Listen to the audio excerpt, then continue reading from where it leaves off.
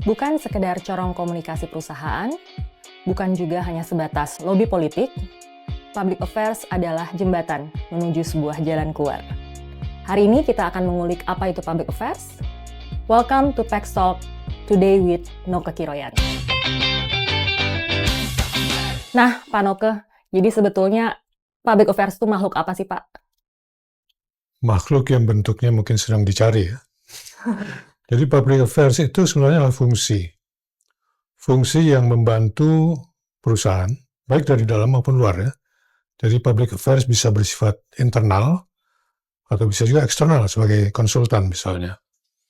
Jadi tugasnya atau fungsinya adalah menavigasi atau membantu menavigasi perusahaan melewati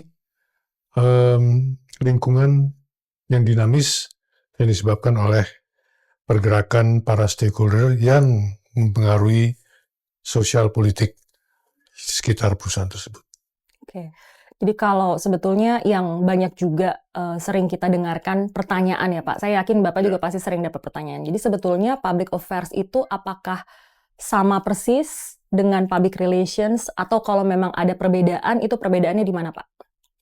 Kalau kita mengacu pada pendapat Bapak Public Affairs modern, James Grunik, beliau menganggap bahwa public affairs itu tumbuh dari ketidakmampuan fungsi public relations dalam memenuhi ekspektasi pimpinan perusahaan-perusahaan besar di Amerika Serikat pada tahun 60-an dan 70-an lah, kira-kira begitu. Dan perusahaan sudah waktu itu public relations terutama bergerak dalam apa yang dinamakan oleh James Grunik itu sebagai press agentry ya. Jadi pokoknya yang penting ada pemberitaan. Jadi waktu itu sangat dikenal istilah there's no bad news. Jadi apapun penyebabnya, yang penting perusahaan itu masuk dalam berita. Kalau perlu diciptakan juga situasi itu, sehingga itu tidak normal. Jadi itu yang sebenarnya tidak memenuhi harapan dari pimpinan-pimpinan perusahaan. Mereka menginginkan suatu jendela ke dalam maupun jendela keluar untuk dapat melakukan interaksi dengan dunia luar secara lebih berimbang. Jadi bukan one way tapi two way. Kira-kira itu yang menurut James Grunik. Dan tentu ada pandangan yang lain, tapi itu yang kalau dilihat dari segi public relations, itulah awal dari public affairs hingga tahun 80-an, menurut penelitian beliau dan juga ahli-ahli manajemen strategis, itu dianggap sebagai permulaan public affairs di mana perusahaan-perusahaan besar mendirikan fungsi itu tadinya internal. Itu kira-kira sejarahnya kenapa ada kaitan antara public relations dan public affairs. Baik. Nah, jadi sebetulnya Pak, apa sih yang menjadi spesialisasi atau kekasan dari public affairs sendiri Pak, sehingga dia ada sedikit berbeda dengan public relations? Kalau public affairs, saya kira itu melihat itu semua secara kontekstual. Jadi isu itu tentu mungkin kelihatannya sama, tapi kalau konteksnya berbeda, tentu penanganannya harus berbeda. Dan untuk itu harus kita teliti juga siapa stakeholder atas isu tersebut. Atau kalau perusahaan menyusun strategi jangka panjang, kira-kira stakeholder mana yang akan mempengaruhi. Dan kembali pada yang saya katakan tadi, situasi makin rumit itu adalah karena tuntutan masyarakat meningkat. Pemerintah pun makin banyak mengeluarkan regulasi dalam segala hal. Perlindungan konsumen, perlindungan lingkungan, dan itulah yang sebenarnya mendorong terciptanya fungsi public affairs.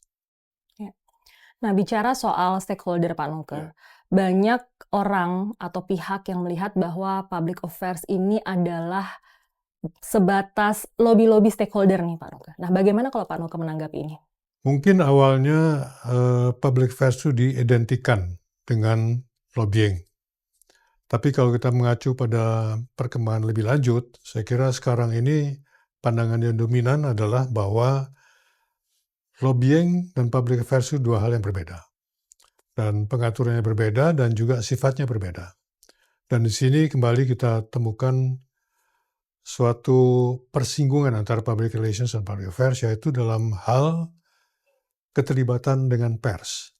Karena public affairs itu dilakukan dan terbuka, seringkali dalam bentuk advokasi, sedangkan lobbying itu selalu tertutup. Tidak ada lobbying dilakukan terbuka. Jadi pintunya tertutup, kita tidak tahu apa yang berlangsung. Oleh karena itu, di negara-negara industri terutama, sudah ada ketentuan bahwa para lobbyis itu harus diatur. Kalau di Amerika Serikat itu harus ada registrasi. Siapa akan mendaftarkan sebagai lobbyis, apa tujuannya, dan itu transparan. Ya. Di Uni Eropa belum ada keurusan registrasi itu, tapi yang diregistrasi itu adalah siapa yang menemui pejabat Uni Eropa siapa untuk keperluan apa. Itu ada suatu daftar. Jadi ada pertanggungjawabannya, ada akuntabilitas. Kalau di Indonesia setahu saya belum ada ketentuan itu. Jadi siapa saja bisa bertindak sebagai pelobi, dan apa yang dilobikan juga kita tidak tahu. Dan apa yang menjadi bagian dari lobbying itu pun adalah di antara kedua pihak saja. Kalau public affairs terbuka. Baik.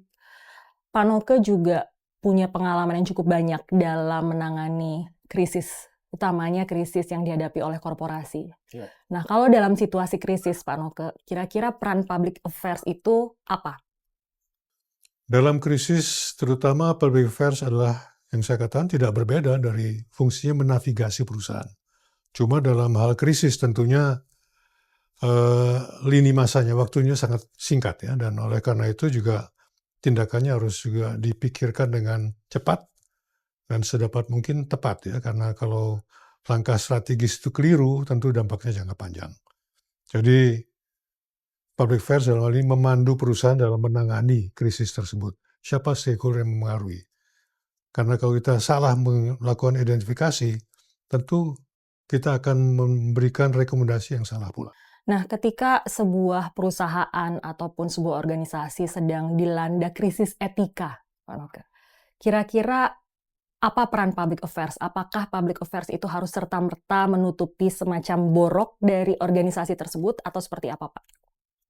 Itu tergantung keduanya. Baik pihak perusahaan public affairs yang memberikan nasihat, maupun perusahaan yang sedang dibantu oleh perusahaan public affairs tersebut. Bisa saja kedua perusahaan mengatakan, oke, kita tidak peduli masalah etika, yang penting masalahnya selesai. Tapi kalau kiraan partner, saya kira dari sejak awal kita sudah menetapkan bahwa kita melakukan bisnis secara beretika. Jadi kalau memang diminta untuk melanggar etika, kita lebih baik tidak melakukan pekerjaan itu. Ya. Nah, dalam situasi seperti itu, Pak Noke, bagaimana kemudian public affairs ini melihat peran media, Pak?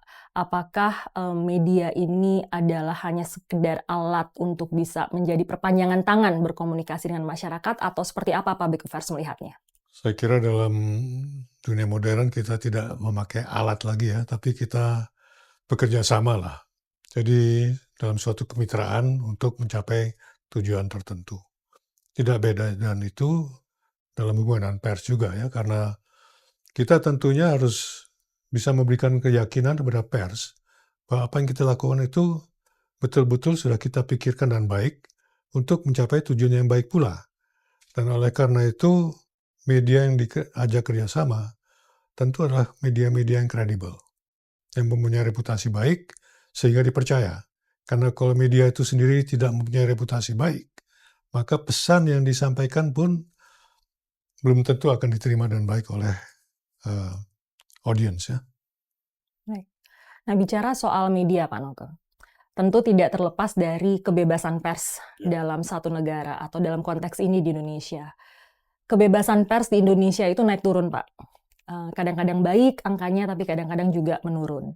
Nah, di mana posisi public affairs dalam hal ini untuk bisa mendukung perkembangan media di Indonesia?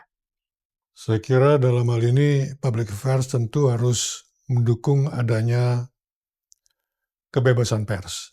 Tentu kebebasan itu bukan kebebasan mutlak, tapi kebebasan yang juga didasarkan atas etika media yang bersangkutan.